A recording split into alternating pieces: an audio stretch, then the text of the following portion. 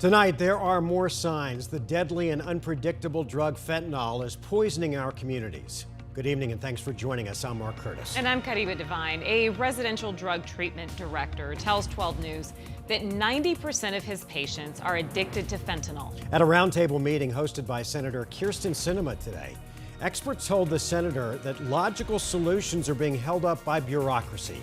Joe Dana joins us with more tonight. Joe? The senator says she's working on that, pushing through 2 bills right now. You've got police, fire, healthcare, rehab, methadone clinics, experts from many worlds coming together at this roundtable discussion, sometimes saying things that might surprise you. This Mesa police detective, speaking to Senator Sinema about the fentanyl crisis, is about to describe drug addiction in a way you might not expect from a cop. It's an analogy becoming more common. These are poisons, they're unintentional events, right? And until we start looking at it like diabetes or I'm addicted to sugar, right? Yeah. And so aren't we all, though, detective? but the reality is, you know, it's not viewed the same, right? So I think a global campaign to try and change the public perception and recognize that this is more of a medical issue.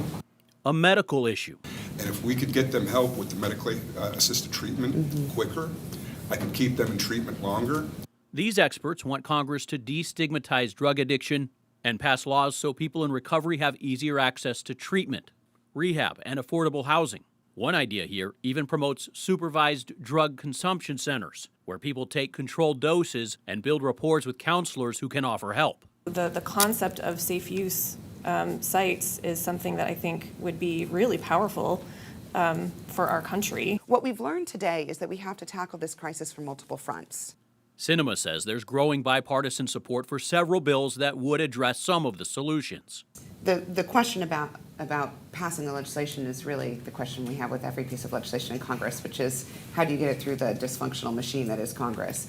Her roundtable, the latest attempt to address a scourge in America. We've been told it's going to get worse before it gets better. The Phoenix Union High School District just held a community meeting on fentanyl. And continuing to target fentanyl smugglers. Governor Katie Hobbs made 2 trips to the border, in part to address the crisis. Representative Ruben Gallego recently unveiled a bill to target financial institutions used to launder money in the fentanyl trade. Sinema is pushing 2 bills, one that targets the profit cartels make through drug trafficking. To address this problem, we've got to stop the flow of illicit drugs over the border and into Arizona. There's wide agreement here. More is needed as soon as possible. It's just this epidemic that's gotten so far out of control. Another big message today, longer rehab services. Directors of these facilities say they're seeing relapse rates as high as 90%. And they say, look, complementary ongoing programs that last months, not just weeks, must be part of recovery. Sinema says she agrees with that, and that investing more on the front end will save money on the back end with fewer relapses. And we know that schools were also part of this discussion today. What are they doing about this? Well, you hear a couple experts saying they're still getting federal funding for some drug programs, prevention programs. They also said, stop bashing social and emotional learning. And without saying Superintendent Tom Horn's name, they basically said, this is really important for these kids. Learning how to identify your emotions, to self-regulate, to understand how to resolve conflicts. Those all go into a child as they grow up, empowering them to not turn to drugs to self-medicate.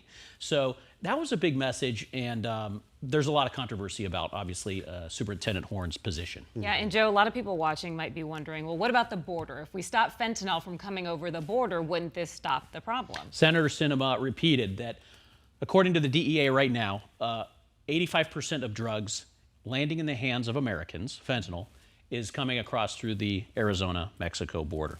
Most of that through the ports of entry. She's calling for even more technology at those ports of entry. Some of it, though, also through the desert. And it's always the balance between allowing for lots of commerce to go back and forth every day and being able to, properly find the smugglers who are within those, cars and trucks. But it's killing so many people and so many kids. It's terrible, and it's so cheap, and that's why it is so prevalent right now. It is so cheap to get. All right, Joe, thanks. Okay.